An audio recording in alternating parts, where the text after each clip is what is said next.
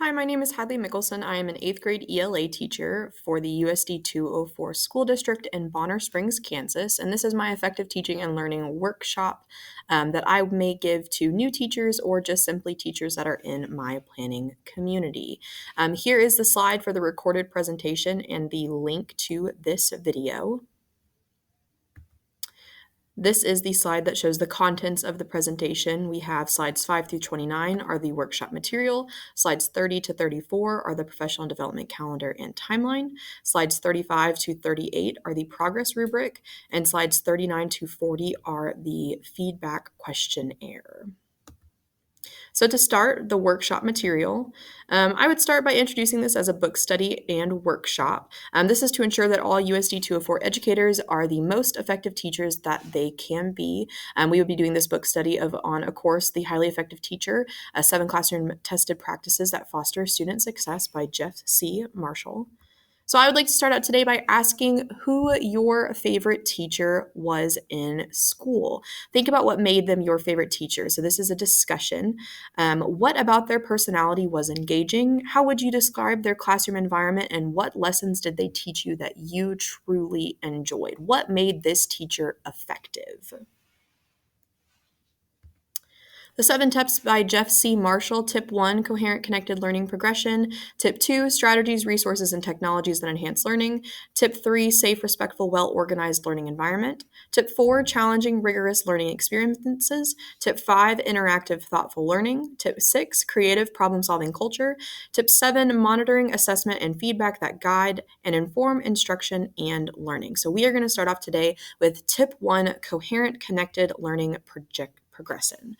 So the quote that I found most interesting in this section is, how can we expect students to succeed under more demanding standards if they have not been successful with the previous less demanding expectations? So in this section, Marshall does convey the importance of constructing a well-aligned curriculum and making content relevant to students. We want students to see what real-world applications they may have in the future will be with the content that you are teaching. And the rationale for this is that educators who ensure their lessons are following a well-aligned curriculum will see more success amongst their students. Connecting content to relevant or real-world topics promotes student engagement and compels them to make more stake in their learning. And we want students to be engaged in what they may see in the future. Tip 2, strategies, resources, and technologies that enhance learning. The quote that I found most important from this section is, when teaching lacks intentionality, then learning lacks purpose and clear direction, diverges from the goal and objectives, and appears to be busy work on a given topic. So each strategy, resource, and technology that we bring into our classroom needs to be tested for its effectiveness, as well as if it is actually going to enhance the learning. So in this section, Marshall illustrates what an effective teaching strategy is and how an educator can use that strategy to enhance learning. The rationale for this tip is that there is an abundance of resources and strategies and technologies for teachers to utilize in their classrooms, but ensuring each of those elements enhances learning takes time and deliberation to be successful.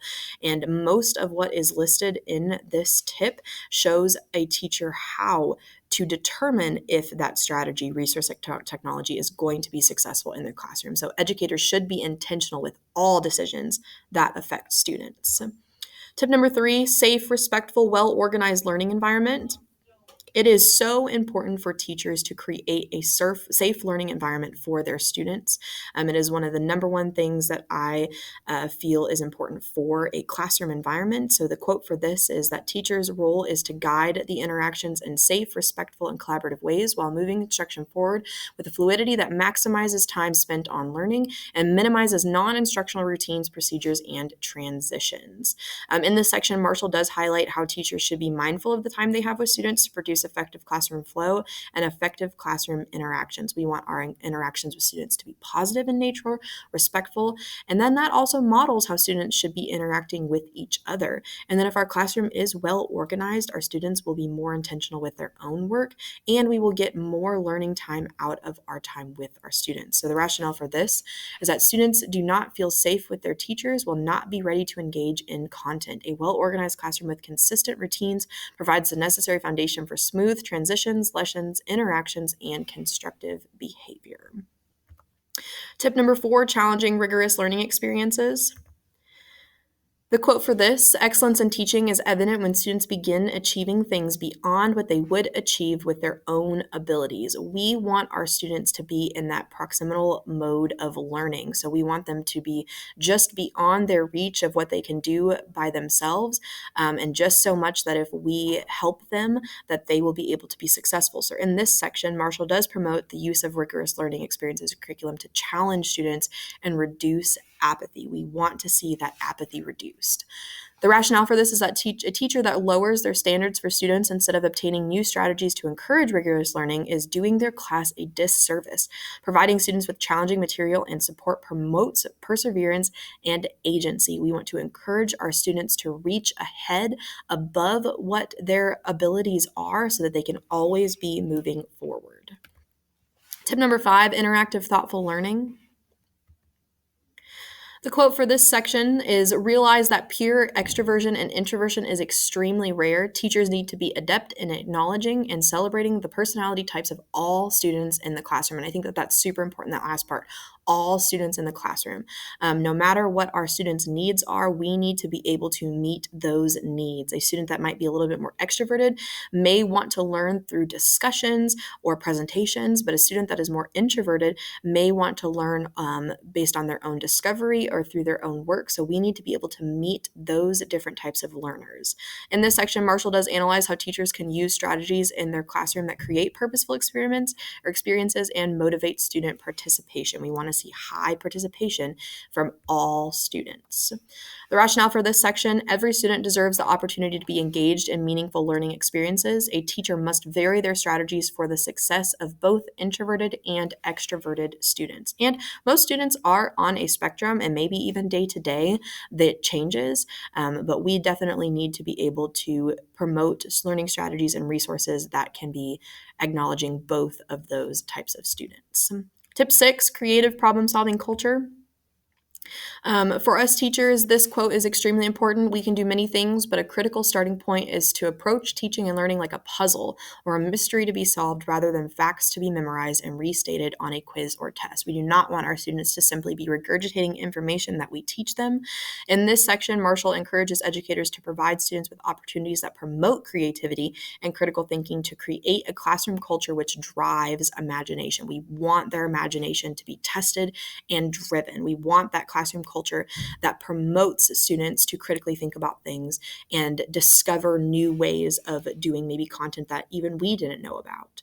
The rationale for this is that approaching learning as a method of discovery instead of memorization encourages students to be curious and have more agency in their learning.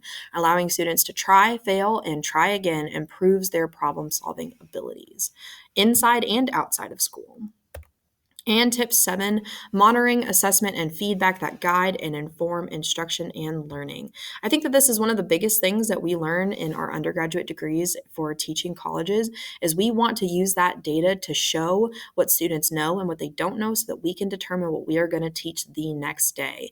The quote for this section is: if we ensure that solid teaching and learning occur throughout the year, supported with continual diagnostic and formative assessments, then summative performances and tests will take care of themselves.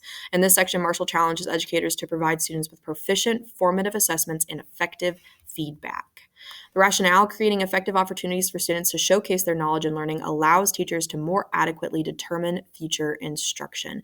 Even if this is something as simple as an exit slip at the end of the day, checking off a box to show what they know, we need to know what we are going to teach the next day, and formative assessments are the best way to do that. So going back to that favorite teacher question, think to the beginning of this workshop, who did you say was your favorite teacher? Now, knowing what the tips are, what tips did this teacher do well, and what tips could this teacher have improved on? And we are going to do another discussion. For the calendar and timeline of this workshop, it is based on my school's weekly PD schedule. Teachers will read and discuss the tips in an order that seems most beneficial to my district's purpose statement, and then the workshop will conclude before the end of quarter 1. This will allow ample time and opportunity for the application of the tips, so teachers will be able to use these tips as they go into quarter 2, quarter 3, and to end out the year with quarter 4. So here is the August timeline. I started this on August 10th of 2022 because that is when new teachers will be coming into the building, as well as teachers that have already been at the school. So we are going to introduce the tips and workshop on the 10th. We will start off with tip 3, creating a safe environment for students, because I think that that is the most important tip. Discuss tip 3 on the 17th, read tip 1 the 18th through the 23rd, discuss tip 1 on the 24th, read tip 2 for the 25th through the 30th, discuss it on the 31st. We'll read tip 4 from the 1st to the 6th of September, discuss that tip on the 7th, read tip 6 from the 8th to the 13th, discuss tip 6 on the 14th, read tip 5 from the 15th to the 20th, discuss it on the 21st, and then finally read tip 7 from the 22nd to the 27th, discuss it on the 28th, and then also take that feedback questionnaire. Here is an effective teaching and learning workshop timeline. So the order in which we will look at the tips, but then I've also added what the teacher should be bringing to our discussion on that date. So for tip 3, I've asked them to bring the classroom expectations that they will be giving or have given to their students, and then a bulletin board idea that focuses on SEL. For tip 1, I've asked them to bring an example of a learning target that they've used this year in their course's syllabus. Tip 2, an app or website that they have found useful in their lessons. Tip 4, a lesson you have taught this year that you would like to make more rigorous.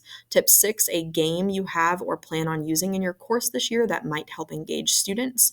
For tip 5, a strategy you would use to engage both an introverted student and an extroverted student. And then finally for tip 7, one formative assessment from your course and an exit ticket idea for your content. For the progress rubric, once the workshop is complete, teachers will be assessed using the following rubric 3 times during the year, so in quarter 2, quarter 3, and quarter 4. Each member of the workshop will be the observer as well as an observee so that we can get both parts. And then after each of the observations, we will have a debrief to discuss the results. So here is our developing, proficient, and excellent categories for each one of the tips. And then for tips 6 and 7. And then last but not least, the questionnaire for our feedback.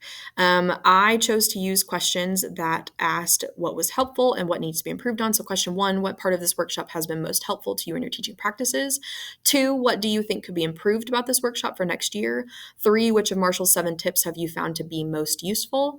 4, which of Marshall's tips have you improved on the most during this workshop? 5, which of Marshall's tips do you still need to make improvements on for next year? 6, on a scale of 1 to 5, rate how helpful you thought this workshop was to you and your teaching practices. And then finally, 7, is there any other feedback you would like to share?